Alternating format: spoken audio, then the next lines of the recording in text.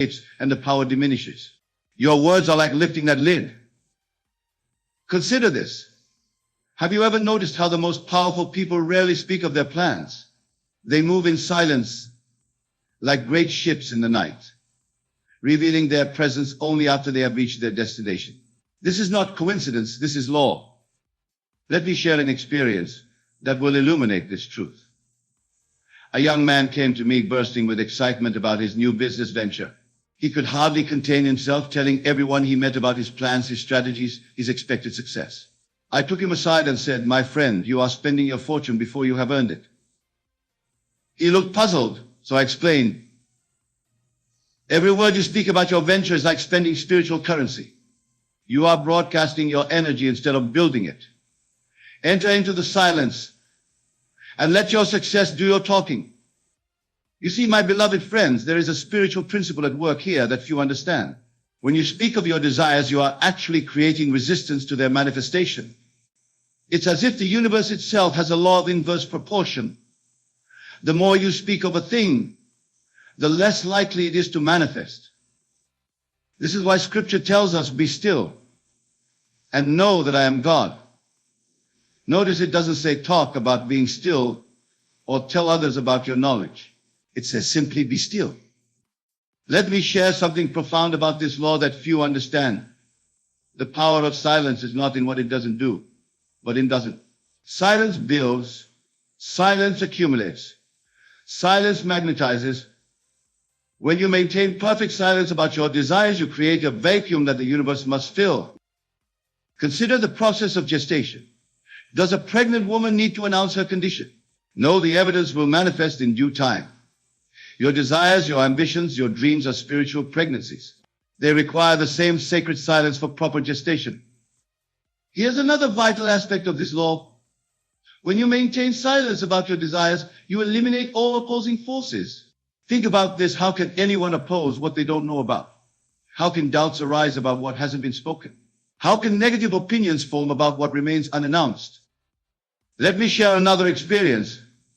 A woman once came to me who had been trying to manifest a specific position in her company. She had told everyone about her desire for the promotion, had spoken constantly about her qualifications, had even started dressing for the role she wanted. Nothing happened for months. I told her, from this moment forward, say nothing. When people ask about your career plans, smile and change the subject. Hold your desire in sacred silence. Within 6 weeks, she was called into her supervisor's office and offered not just the position she wanted, but an even better one. You see, my friends, when you speak of your desires, you create a current of energy flowing outward. But manifestation requires energy flowing inward. Silence reverses the flow. Instead of broadcasting your energy to the world, you begin accumulating it. This is why I urge you, with all the conviction of my being, to take your most precious desires, your most cherished dreams, and lock them in the vault of silence. Don't speak of them. Don't hint at them. Don't even acknowledge them to others who ask. Let me give you a practical application of this law. Starting tonight, take your greatest desire and make a sacred covenant with yourself to maintain absolute silence about it for 30 days. No matter how tempted you are to speak of it, no matter who asks, no matter what circumstances arise, maintain your silence. During this period of silence, something remarkable will happen. You will feel a building of power within you. It's as if every unspoken word becomes a brick in the foundation of your manifestation. Every maintained silence becomes a force drawing your desire closer to you. Remember this crucial point: the universe doesn't need your words to bring your desires to pass. It needs only your unwavering consciousness of the end result, held in perfect silence. This is why Scripture says, "In quietness and in confidence shall be your strength." This silence, my dear friends, is not passive. It is the most active force in creation. It is the silence of the seed growing beneath the earth. It is the silence of the stars moving through space. It is the silence of God Himself as He performs His perfect work. When you truly understand this first law of silence, you will never again feel the need to speak of your desires. You will never again seek validation or confirmation from others. You will know with absolute certainty that your silence is more powerful than all the words you could ever speak. Let me share with you what I mean by a mental diet of silence. Most people's minds are like crowded marketplaces full of noise, chatter, opinions, judgments, and endless internal dialogue. They wonder why their manifestations don't come to pass. Yet their mental atmosphere is so polluted with noise that the still, small voice of God cannot be heard. Consider this profound truth. Your mental conversations are more powerful than your spoken words. When you maintain physical silence but continue to engage in mental chatter, you are still dissipating power. The mental diet of silence addresses this deeper level of quietude. Let me share an experience that illustrates this principle perfectly. A gentleman came to me frustrated that despite maintaining physical silence about his desires, nothing was manifesting. When I questioned him deeper, I discovered that although his lips were sealed, his mind was constantly rehearsing conversations about his desires, imagining telling others about his success, mentally defending his choices, inwardly explaining his methods. I told him, my friend, you are maintaining physical silence while breaking mental silence. This is like closing your front door while leaving all your windows open. You see, the mental diet of silence involves 3 levels of quietude. First, there is the silencing of mental chatter. This constant internal dialogue, your desires, your doubts, your plans, all of it must cease. When a thought about your desire arises, let it pass through your mind like a cloud passing through the sky. Don't engage it. Don't elaborate on it. Don't wrestle with it. Second, there is the silencing of mental judgment. How many of you constantly judge your progress, evaluate your results, compare your journey to others? This too must cease. Judgment creates ripples in the silent pool of consciousness where manifestation occurs. Third, and most importantly, there is the silencing of mental seeking. This is perhaps the most subtle form of mental noise, the constant seeking, searching, struggling to understand how your desire will manifest. Remember, the how is not your concern. Your only task is to maintain the silence of pure knowing. Let me share another profound experience. A lady who had been studying these principles for years came to me in tears. She had maintained perfect physical silence about her desires, but complained that her mind was screaming. I taught her what I call the Sabbath of the mind, a complete cessation of all mental activity regarding her desire. When a thought about your desire arises, I told her, treat it as you would treat a sound during meditation. Don't fight it, don't engage it, simply let it pass. Within weeks of practicing this mental diet of silence, her entire world began to transform. Here's something crucial to understand about the mental diet of silence. It's not about forcing your mind into silence. Force creates tension, and tension is another form of noise. Instead, it's about developing what I call quiet knowing. Quiet knowing is the absolute conviction that requires no mental rehearsal, no internal discussion, no constant affirmation. It is the silence of absolute faith. Think of a tree. It doesn't mentally rehearse its process of growth. It doesn't engage in internal dialogue whether its fruits will appear. It maintains perfect mental silence while it operates. Let me give you a practical technique for maintaining this mental diet of silence. I call it the 3 silences. First, when a thought about your desire arises, acknowledge it silently and let it pass. Don't engage it, don't fight it, don't try to suppress it. Simply observe it passing through your consciousness like a cloud passing through the sky. Second, when you feel the urge to mentally rehearse or plan, redirect your attention to the feeling of the wish fulfilled. Not the thoughts about it, but the feeling of it being done. Third, when doubt or anxiety arises, enter into what I call the silence of knowing. This is not an empty silence, but the fuller silence of absolute confidence. Remember this vital truth: your mental atmosphere is the soil in which your manifestations grow. If that soil is constantly disturbed by mental chatter, nothing can take root. But in the silence of pure knowing, everything flourishes. Let me share one final experience about the mental diet of silence. A successful businessman once told me his secret. I never think about my goals, he said. I simply know they are accomplished. This is the ultimate mental diet of silence, the complete cessation of mental effort, replaced by quiet knowing. This, my dear friends, is the true power of the mental diet of silence. It's not about suppressing thoughts or forcing your mind into quietude. It's about rising to that level of consciousness where mental chatter becomes unnecessary because you simply know. Start tonight with this practice. When you hold your desire in mind, practice the silence of knowing. Not the silence of suppression, not the silence of effort, but the silence of absolute confidence. Let your mind be as quiet as the depths of the ocean, while on the surface life continues its perfect expression. Let me share with you these three chambers, for they represent the complete architecture of manifestation through silence. Understanding and entering these chambers will transform your entire approach to creation. The first chamber, physical silence. This outer chamber, my beloved friends, is where we begin our journey. But make no mistake, though it is the outermost chamber, it is far from simple. Physical silence goes beyond merely keeping your lips sealed about your desires. Let me share a profound experience that illustrates this. A man came to me proud that he hadn't spoken a word about his goals to anyone. Yet he was constantly nodding, gesturing, smiling knowingly when certain topics arose.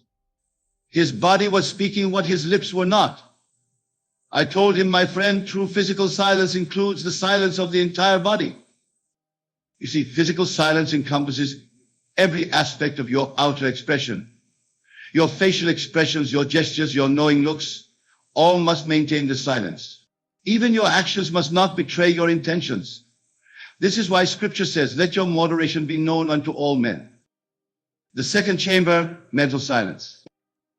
As we move deeper into the temple of silence, we enter the second chamber, mental silence.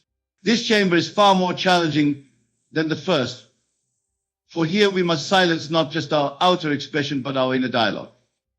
Mental silence is not merely the absence of thought, it is the presence of knowing without thinking. Consider this profound truth. Does a flower think about blooming? Does an oak tree contemplate how to grow? No, they maintain perfect mental silence while the law operates through them. Let me share something remarkable about this chamber. When you truly enter mental silence, you enter into what I call the frequency of manifestation. Just as a radio must be tuned to the right frequency to receive a broadcast, your consciousness must be tuned to the frequency of silence to receive your manifestation. Here's a vital truth about mental silence. It's not about forcing your mind to be quiet. Instead, it's about rising to that level of consciousness where thought becomes unnecessary. Think of it this way. When you know how to drive a car, you don't think about every movement. You operate from a level of knowing that transcends thought. The third chamber, spiritual silence. Now we enter the Holy of Holies, spiritual silence. This innermost chamber is where the real magic happens. Spiritual silence is the silence of your very being. It is the silence of pure awareness, pure consciousness, pure I am. In this chamber, there's no doer, no doing, and nothing to be done. There's only the silence of pure being. This is why Scripture says, be still and know that I am God. Notice it doesn't say think about being still or try to be still. It says simply be still. Let me share an experience that illustrates the power of this chamber. A woman who had mastered both physical and mental silence came to me, still frustrated with her manifestations. I asked her one simple question. In your silence, are you still aware of yourself as the creator? She admitted she was. That, I told her, is the final noise that must be silenced. You see, in spiritual silence, even the consciousness of being the manifestor must dissolve. There must be only the silence of pure being, pure I am. This is why Jesus said, I of myself can do nothing. He had entered the perfect spiritual silence where there is no doer, only the doing. Now, let me share with you how these three chambers work together. In the first chamber, you maintain perfect physical silence about your desire. No speaking, no gesturing, no outer indication of your intention. In the second chamber, you maintain perfect mental silence. No thinking about your desire, no planning, no figuring out the how. In the third chamber, you maintain perfect spiritual silence. The silence of pure being, where there is no separation between you and your desire. Here's a practical technique for entering these chambers. Begin each day with what I call the three silences practice. First, for 5 minutes, practice perfect physical silence. not just of speech, but of all outer expression. Then, for another 5 minutes, enter mental silence. Let all thoughts dissolve into the silence of pure knowing. Finally, for 5 minutes, enter spiritual silence, the silence of pure being, where there is no you and your desire, only I am. Remember this crucial truth. Each chamber prepares you for the next. You cannot enter mental silence without first mastering physical silence. You cannot enter spiritual silence without first mastering mental silence. Let me share one final truth about these chambers. They are not separate spaces, but deeper levels of the same silence. Like diving into an ocean.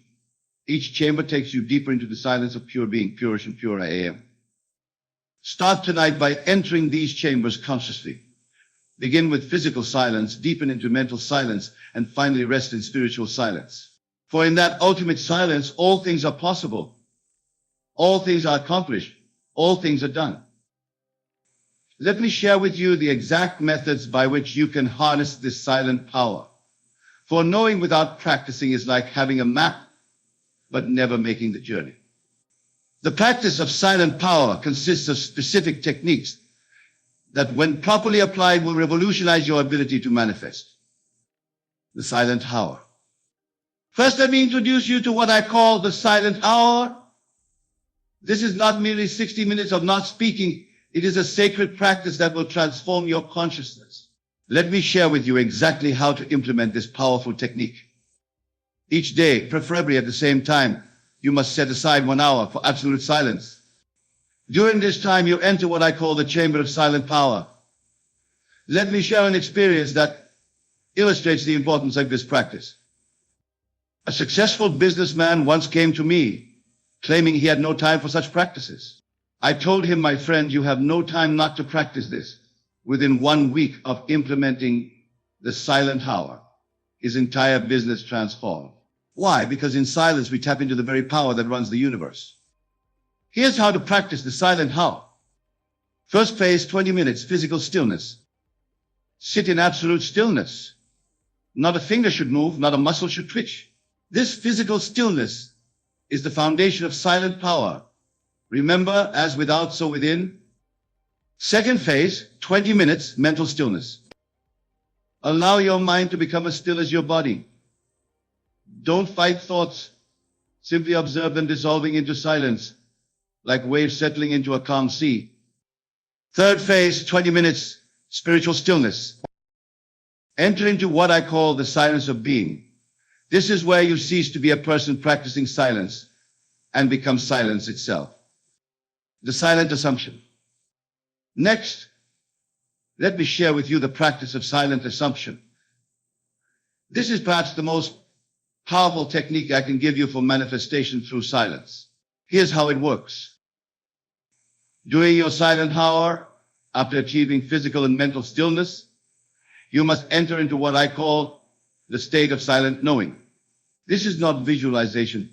This is not affirmation. This is pure silent assumption of the wish fulfilled. Let me share an experience that perfectly illustrates this. A lady came to me, frustrated that her visualizations weren't working. I asked her one question. When you visualize, are you trying to make something happen? Or are you silently observing what is already done? This is the key distinction in silent assumption. You see, most people's manifestation practices are noisy even when they're not speaking. They're mentally straining, struggling, trying to make something happen. Silent assumption is the opposite. It is the quiet recognition of what already is. The silent watch. Another crucial practice is what I call the silent watch.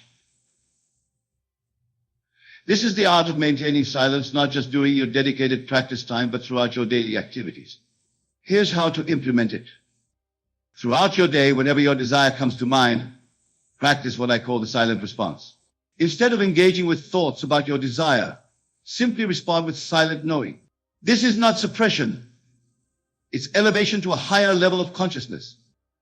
Let me share a powerful technique for maintaining the silent watch. Imagine your consciousness as a deep, still lake. Thoughts about your desire are like stones being thrown into that lake. Instead of creating ripples, engaging with the thoughts, let the stones sink into the depths, leaving the surface undisturbed. The silent Sabbath.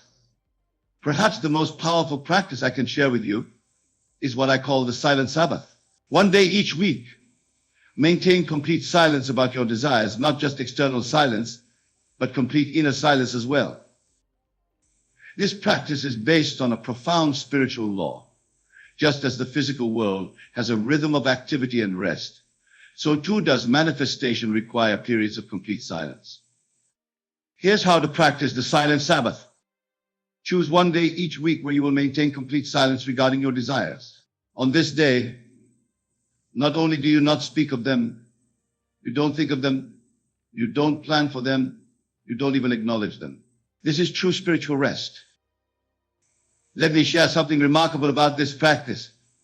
A student once told me that more manifestation occurred during his silent Sabbaths than during all his days of active practice combined. Why? Because in complete silence, the law operates unimpeded. The silent temple. Another crucial practice is creating what I call the silent temple in your living space. This is a dedicated area where you practice your silence. It needn't be large, even a corner of a room will suffice. But it must be consecrated to silence. Here's how to create and use your silent temple. Choose a space where you won't be disturbed. This space should be free from all distractions. No phones, no electronics, nothing that can interrupt your silence. In this space, practice what I call the three silences. The silence of the body, the silence of the mind, the silence of the spirit, the silent manifestation journal. Finally, let me share with you the practice of keeping a silent manifestation journal. This is not a regular journal where you write about your desires. Instead, it's a record of your silent knowing. Here's how to maintain this journal. Each day, after your silent how, make one single mark in your journal, not words, just a mark. This mark represents your silent communion with your desire as fulfilled. Over time, these marks become a powerful testament to your silent practice. Remember this crucial truth about the practice of silent power. It's not about what you do. It's about what you allow. In silence, you're not creating. You're allowing creation to express through you. The first principle, silent knowing. The foundation of all achievement is what I call silent knowing. This is not the noisy confidence that needs to proclaim itself, but the quiet certainty that needs no announcement.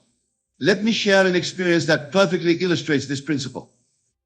A young entrepreneur came to me, constantly talking about his future success, always announcing his next big move. I asked him, do you speak about your next heartbeat? Do you announce your next breath? He looked puzzled. No, I explained, because you are silently certain they will occur. This is the kind of certainty you must have about your achievement. You see, true achievement operates like the law of gravity in perfect silence. The apple doesn't discuss its journey to the ground. It simply falls in response to an unspoken law. The second principle, silent action. Here we come to a crucial understanding about achievement, the power of silent action. Most people's actions scream their intentions, broadcast their ambitions. But the master of silent achievement moves like the roots of a tree, unseen but unstoppable. Consider this profound truth. The most powerful forces in nature